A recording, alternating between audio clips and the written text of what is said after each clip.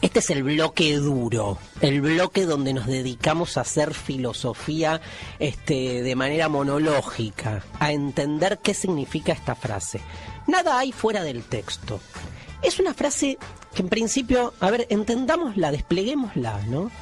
¿Qué nos quiere decir? Que fuera del texto no hay nada, o sea, que no existe una realidad por fuera del lenguaje. Esto va totalmente en contra del sentido común. O sea, lo que en principio se nos aparece a nosotros es todo lo contrario. Es que en todo caso las palabras vienen como a representar lo que sucede en la realidad. Ahora, cuando Derrida dice que nada hay fuera del texto, antepone la configuración lingüística a la realidad misma. Esto significa que detrás de la palabra virome, que la estoy teniendo en este momento en mi mano, ¿no hay una virome? ¿Esto significa que la virome es solo su palabra? No puede ser si la tengo en mi mano y escribo con ella. ¿Cuál es el trasfondo de la frase? Yo creo que, en primer lugar, lo que estamos invirtiendo, no de inversión, sino de invertir, ¿no? Lo que se está, en realidad, dando vuelta, es una primera concepción, vamos a llamarla metafísica, pero, digamos, para no confundir, tradicional, según la cual las palabras tienen la capacidad o el poder de reflejar las cosas tal como son. Como si las palabras fuesen herramientas neutrales o puras o transparentes que tienen esa capacidad, esa posibilidad, que es describir, informar la realidad tal como es. Si yo digo, por ejemplo, la pared que está enfrente mía es blanca, se supone que esa frase lo que intenta es describir de modo neutral lo que tengo enfrente.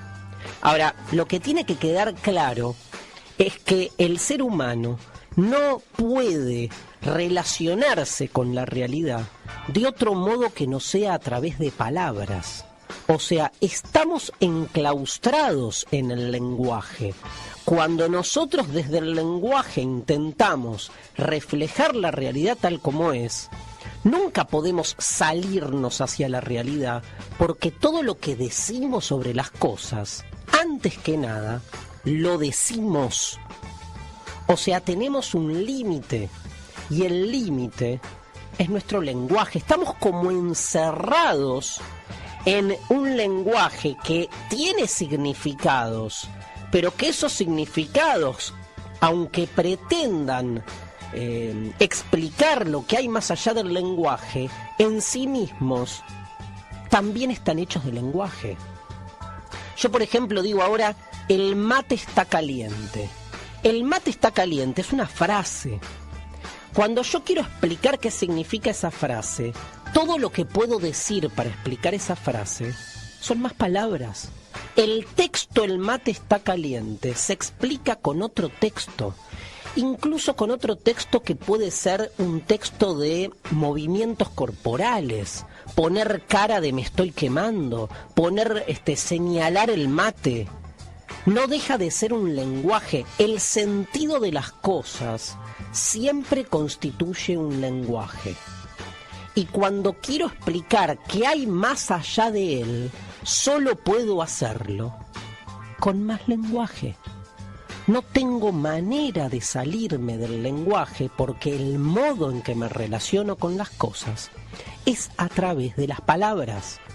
Yo digo, por ejemplo, que tengo calor en este momento y quiero explicar o quiero entender, quiero ir a la realidad para encontrarme con el acto mismo de tener calor, y con lo que me encuentro una vez más es con un conjunto de palabras. Por ejemplo, tengo calor, ¿qué significa? Significa que estoy transpirando. Estoy transpirando es otra frase. No, bueno, pero estoy transpirando está representando a una persona que está a la que se le está saliendo un líquido del cuerpo. Se le está saliendo un líquido del cuerpo. Es otro texto. Bueno, pero lo que quiero decir es que hay un cuerpo ahí que está sudando. Un cuerpo ahí que está sudando es otro texto.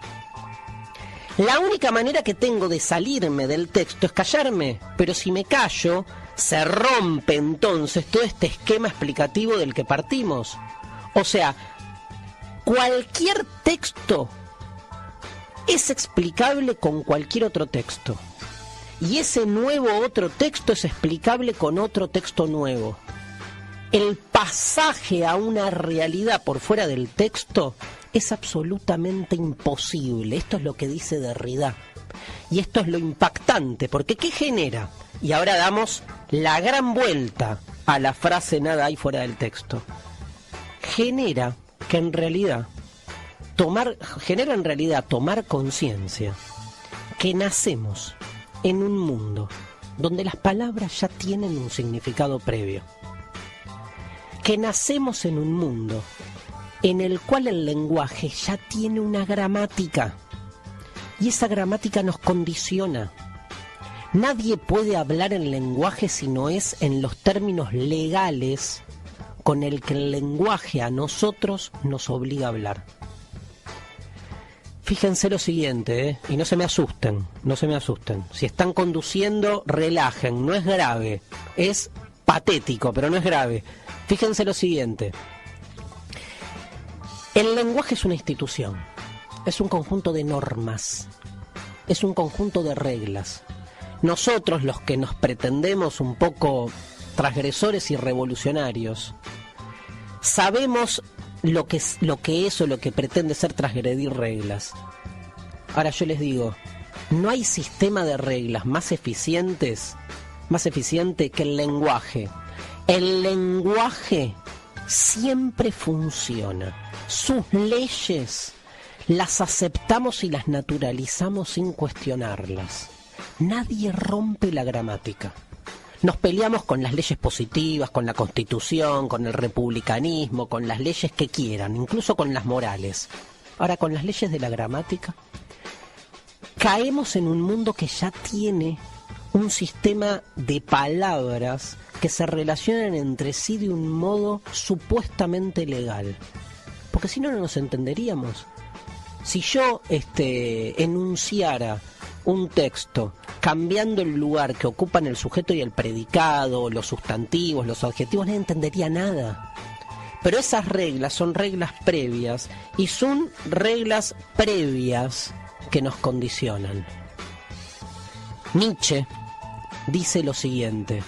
Nietzsche, de quien Derrida de alguna manera se nutre, ¿no? Derrida se nutre de Nietzsche, se nutre de Heidegger, ¿sí? Nietzsche decía: habremos matado a Dios o se habrá muerto Dios, pero aún seguimos creyendo en la gramática. ¡Qué fuerte! Nietzsche lo que nos quiere decir es que ese mundo ordenado que Dios genera, ese mundo cerrado con Dios como fundamento primero, es un mundo que sin embargo cuando creemos que ha caído, no ha caído.